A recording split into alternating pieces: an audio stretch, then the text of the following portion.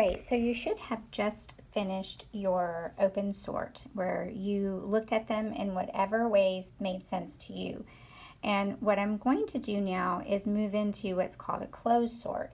And that's where I'm going to instruct you to think about these terms in another way so that you're either confirming your schema or you're building new information for future schema. So if you did not notice, there was a category for a term, category for a definition, and a category for an example. And we could have just left it at that, but remember that we want to build as many learning pathways as possible. So then what I wanted to do is I wanted to go ahead and add some subcategories. So in this case, I'm going to have a subcategory of phonology. And our first term that's going to flow into this category is phonemes. And if you connected this together, a phoneme is the smallest unit of sound. There are 44 phonemes in the English language, and we usually indicate that they are between two forward slashes. So example here would be the b and s. Notice that I did not indicate at all about the grapheme. This is simply the sound. It's the sound that we're voicing. So I want to talk about voicing, and that's going to be our next category. And our next category for voicing, the definition, is that we have vibrations of the vocal cords. Long vowels are usually voiced. And so my example here is the L sound.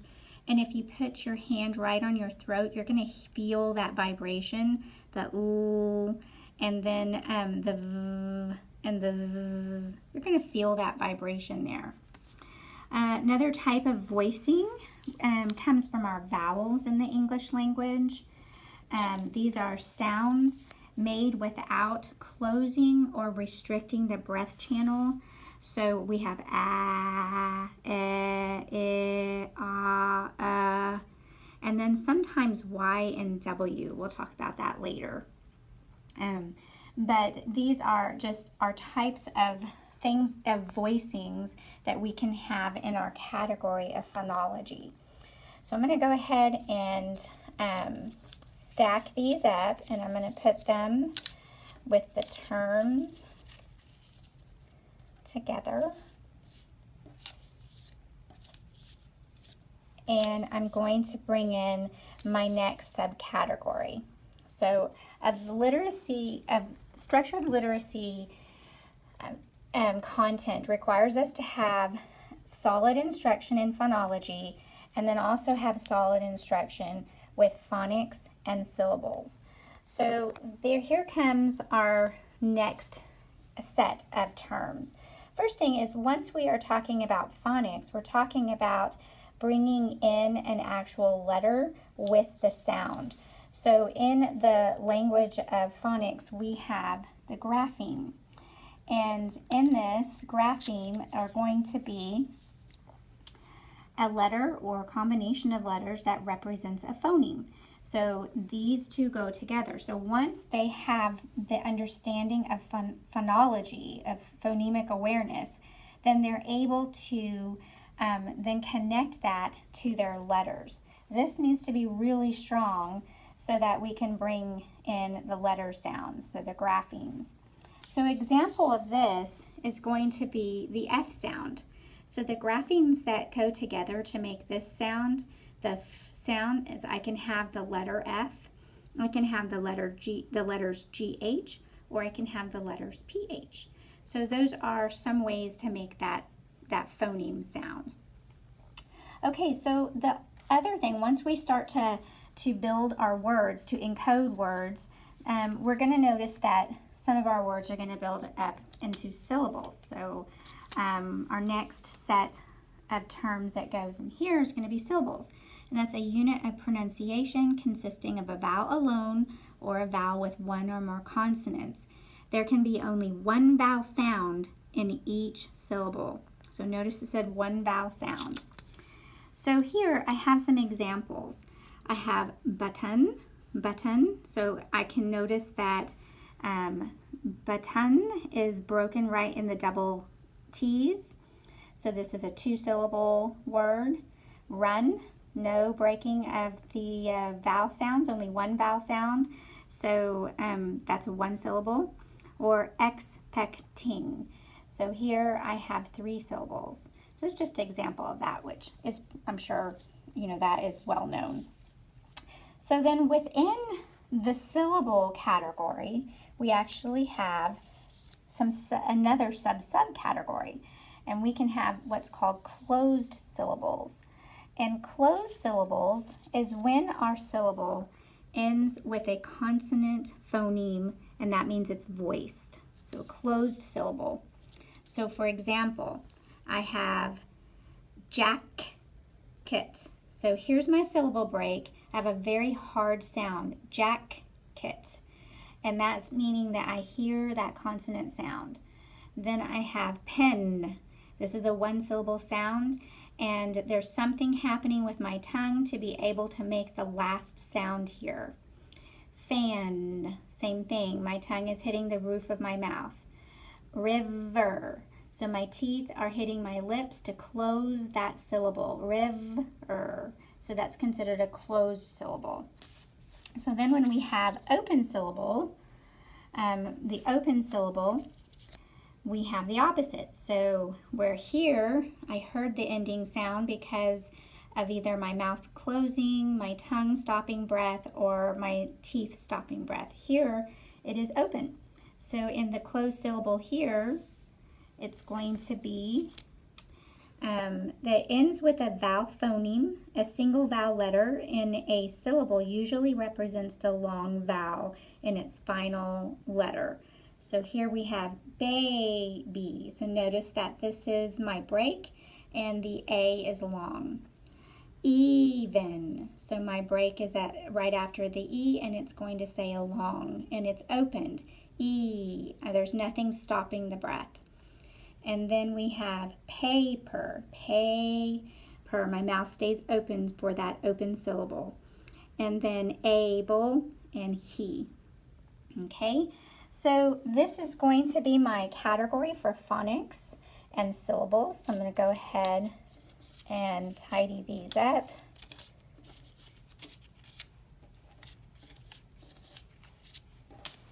Okay, the next subcategory I'm going to go into is morphology. So within morphology, we learn about the word morphology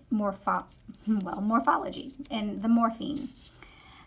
So in morphology, or the morpheme, it is the smallest meaningful unit of language. It's going to be the prefixes, our base elements, our roots, or our suffixes. So the example here, it's a pretty big one, and it's accommodating. And I chose this one because it has examples of all of those elements in a morpheme. So we have the ac, which is a prefix meaning with or together. We also have another prefix, com, which means toward or direction. Then we have mode, which is types. And then we have the ing, which is present tense for action. So when we put all that together, and I know what each of those stand for, I don't have to look it up in the dictionary. I can understand that that is the action of working together towards a need. So accommodating. I'm giving lots of different types of things. I'm working together, offering options for a need. And so within morphology, you also need to understand derivations. And so when we help our students to understand derivations, a derivation is going to be a set of words which have an origin word. Okay, so if I know the word invite, which most young children know, I can then understand that invitation has invite in it and invitational. And if I understand that invite means to ask someone to attend something, then I can understand what invitation means and also invitational. A lot of high schoolers will go to an invitational for sports, and that just means they were invited. All right, so these two are our basic components there for morphology. And then the last thing we have is the cognitive processes. And within the cognitive processes of the English language, we have syntax. So syntax is the basic components of the English language. This is our English language arts class. These are the parts of speech, sentence structures, and conventions, using the punctuation properly. So for an example here, it is that we are understanding that, when to identify a word as a noun, a verb, when is a phrase, where's the subject predicate, the period, the commas. And so this helps us to build pathways so that while we're reading, we're able to understand if we use the correct word in that sentence. Is it a noun for a noun? Is it a subject for subject? Is it, am I reading in phrases? Does that make sense? So thinking about making sense, the last thing is semantics. And in semantics, that just means comprehension. And here we are understanding that it's the relationship between what is read with what is known to make sense. And I like to say it is like, did it keep its meaning? So if I'm reading something and I accidentally said home for the word house, okay, so yes, that these are two different words, but did I still carry the same comprehension aspect, the process? Did the meaning stay the same? So in all these words, while there were three obvious types of categories, we can say that of all of them, we can put them into the structured language literacy content that we know is important, into phonology, phonics and syllables, morphology, and the cognitive processing. And where the cognitive processing hits into the text read fluently is that they're able to understand, am I using all of this knowledge to be able to read flexibly, not fast, but in a conversational way. While we want fluent readers to hit within a particular words per minute, we want them to be flexible. Flexible reading means that they are using metacognitive skills to understand if they are putting everything together. Did what they know about the spoken language carry over to be able to encode and decode in the phonics and syllables, to decode them again to be able to understand the word meaning if they need it, and then to use all of that to read with fluency. If they understand what a comma is used for, then they can read with better fluency.